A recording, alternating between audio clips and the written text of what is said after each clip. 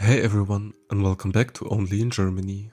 Today we are looking into 3 hilarious cases of reale Irrsinn that actually happened right here in Germany, starting from lost bridges to a weird neighborhood dispute.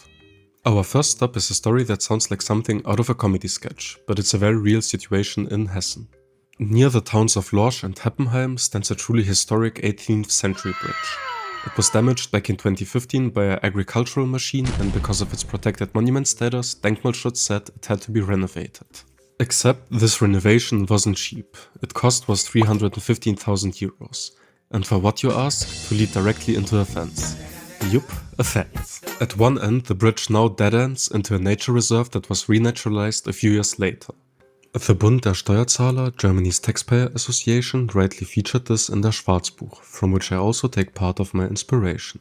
It's important to protect monuments, but spending over 300,000 euros on a bridge with no traffic function only for it to be blocked by a 9,000 euro fence is peak reale Irrsinn. It's a bridge that connects, well, absolutely nothing. Next, we head to the city of Mainz, where urban planning met reale Irrsinn in a very green, very expensive way. Mainz decided to invest in what they call mobile green rooms. These are essentially mobile shade providers. Picture a fancy freestanding green wall with a roof and seating, designed to offer a bit of nature where traditional trees can't be planted. Sounds nice, right?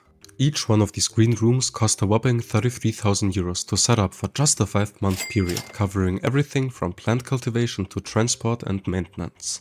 The city justified them as contributing to sustainability and raising awareness for urban green spaces. But there is an issue here. These expensive, temporary green rooms were sometimes placed in questionable locations, like directly in front of the main train station, or even under an already existing large tree. And to add insult to injury, Mainz reportedly cut at least 1,700 trees in that year, replanting only about 250. This raises the question. Is it genuine greening or just very costly climate PR that fits perfectly into the reale Irrsinn category?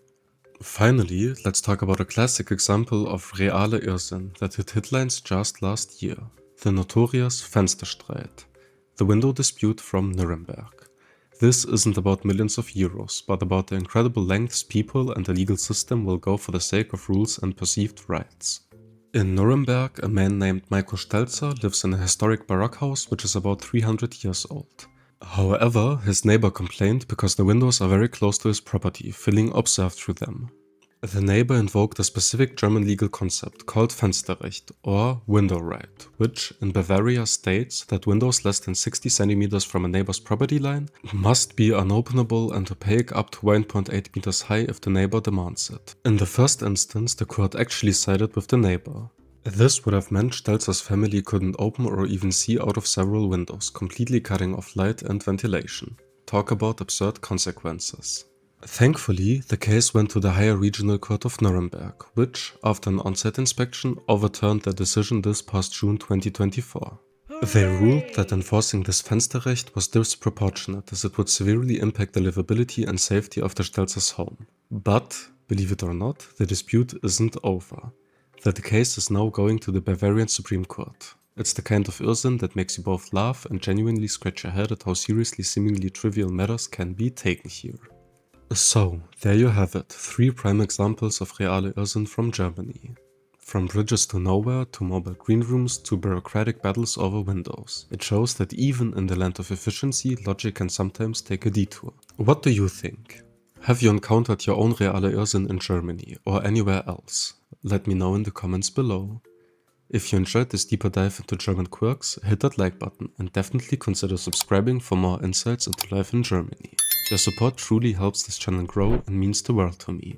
Thanks for watching und danke. See you tomorrow.